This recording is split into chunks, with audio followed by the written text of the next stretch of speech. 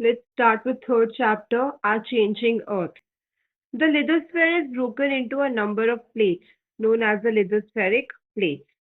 You will be surprised to know that these plates move around very slowly, just a few millimeters each year. This is because of the movement of the molten magma inside the Earth. The molten magma inside the Earth moves in a circular manner, as shown in this activity. Let's read the activity.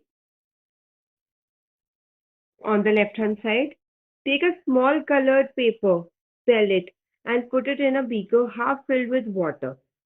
Place the beaker on a tripod stand and heat it. As the water warms up, you will observe that the paper palette is moving upward along with the warm layers of water, and then it is sinking back along with the cooler layers of water. The molten magma inside the earth moves in a similar manner, right? When the hot air rises up, and the cooler air sinks downwards. And this is a cyclic pattern, a circular pattern. It happens in the same pattern always. The warm air will rise and the cold air will sink downwards. Okay. So let's come back to our paragraph. The movement of these plates causes changes on the surface of the earth.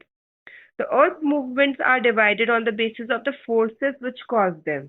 The forces which act in the interior of the earth are called endogenic forces. I'll repeat it once more.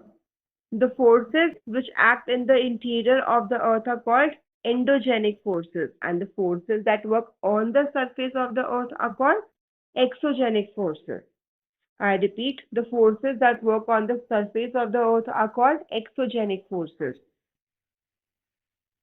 Let's read this diagram. Earth movement, endogenic forces. Endogenic forces can be subdivided into sudden forces, diastrophic forces. Then sudden forces include earthquake, volcano, landslides, and diastrophic forces include buildings, mountains. Then exogenic forces, erosional and depositional. And erosional and depositional, these are these are river, wind, sea waves, and glaciers. Okay. Now, endogenic forces sometimes produce sudden movements and at other times produce slow movements. Sudden movements like earthquakes and volcanoes cause mass destruction over the surface of the earth. Now, children, this is the definition of lithospheric plates on the left hand side, the yellow box. The earth's crust consists of several large and some small, rigid, irregularly shaped plates, slabs, which carry continents and the ocean floor. Now, what is a volcano? A volcano is a vent opening in the Earth's crust through which molten material erupts suddenly. You can look at the diagram of the volcano. Here, this is the red part is the magma chamber. The lower part, the mantle, then crust. Then you can see the lava is coming out. There is a vent, an opening, and then the crater. From this, the gases and ashes coming out. Word origin. Endo means inside and exo means outside. Genic means origin. So endogenic means inside origin and exogenic means outside origin. Similarly, when the lithospheric plates move, the surface of the earth vibrates. The vibrations can travel all around the earth. These vibrations are called earthquakes. So many of you may have observed the shaking of the earthquake, the vibrations of the earthquake, and many of you might have heard from your parents or from your elders about it, right? So these are the vibrations which are called earthquakes. The place in the crust where the movement starts is called the focus. So the place in the crust where the movement starts is called the focus. The place on the surface above the focus is called the epicenter. Vibrations travel to outwards from the epicenter as waves. Now, next day, whenever you will hear about the earthquake news, you will also notice that they always tell you about the epicenter. Where was the epicenter? Epicenter is the place where the maximum vibrations were felt, right? So vibrations travel outwards from the epicenter as waves. Greatest damage is usually closest to the epicenter, and the strength of the earthquake decreases away from the epicenter. See, this is the focus. Down, this is where the earthquake occurs. It is the origin of the seismic energy.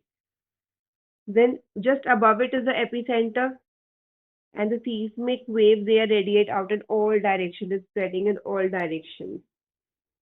Now, also read this blue box. Do you know? There are three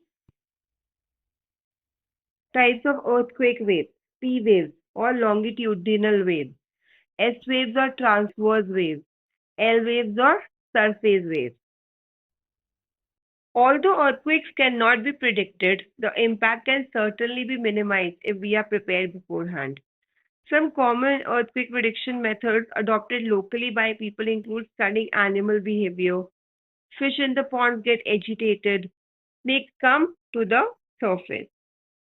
Now, do you know the blue box? An earthquake is measured with a machine called the seismograph because these are known as the waves. The waves are known as the seismic waves. It is seismic energy. So, the earthquake is measured with a machine called a seismograph.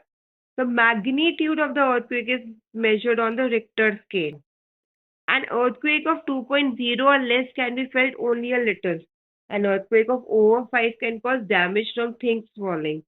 A 6.0 higher magnitude is considered very strong, and 7.0 is classified as a major earthquake.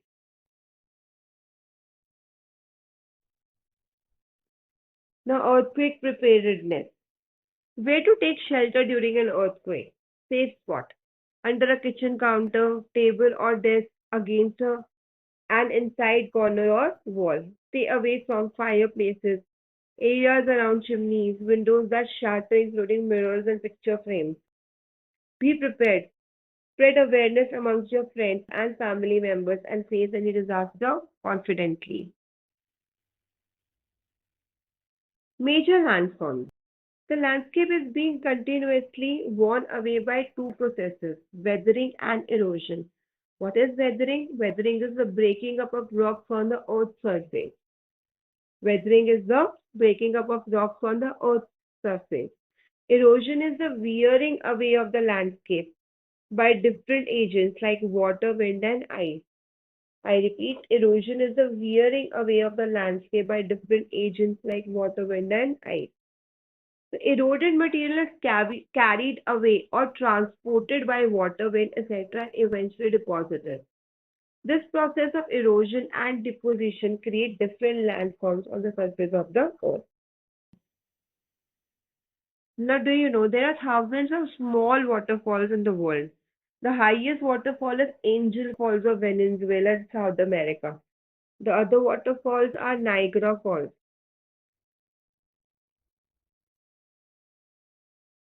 located on the border between Canada and USA in North America, and Victoria Falls on the borders of Zambia and Zimbabwe in Africa. The work of a river.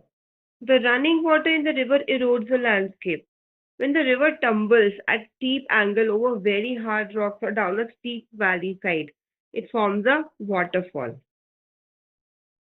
As river enters the plain, it twists and turns, forming large bends known as meanders.